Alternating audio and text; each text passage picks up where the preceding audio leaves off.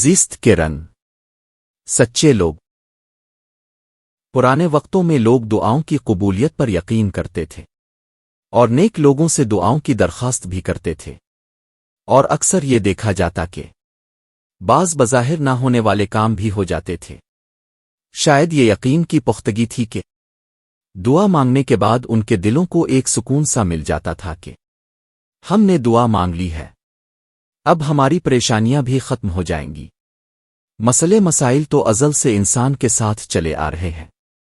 لیکن دیکھا یہ گیا ہے کہ آج کے ترقی یافتہ دور میں جبکہ بہت ساری سائنسی ایجادات کے نتیجے میں انسان کے پاس بہت سی سہولیات آ گئی ہے، لیکن دوسری طرف قلبی سکون کا فقدان ہو گیا ہے۔ اکثر لوگ شکایت کرتے ہیں کہ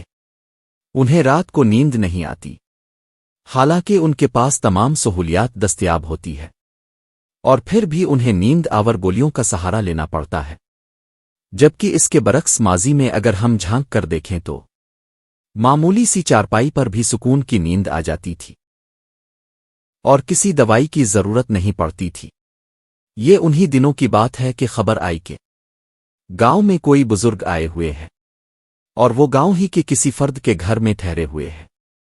اور وہ چند گھنٹوں کے لیے آئے ہوئے تھے۔ گاؤں کے لوگ ان کے پاس جا رہے تھے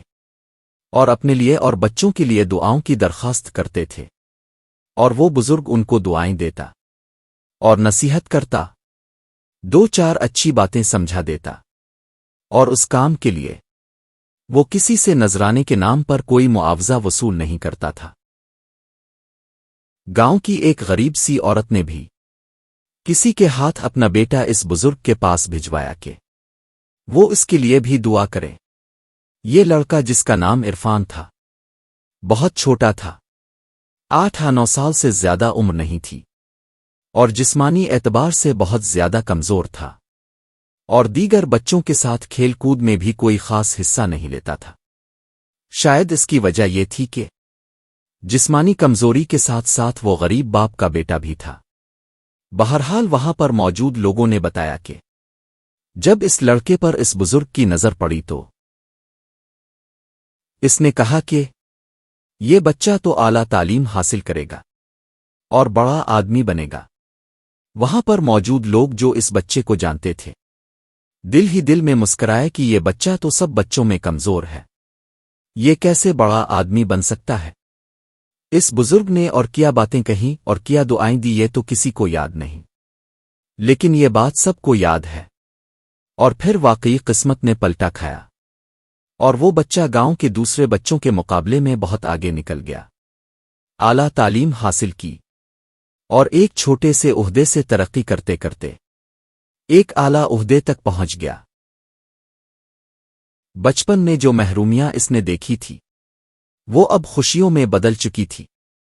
وہ 5 بچوں کا باپ بن چکا تھا، اور بچوں کو اچھے اسکولوں میں داخل کروایا، اور بچوں نے بھی اعلیٰ تعلیم حاصل کی،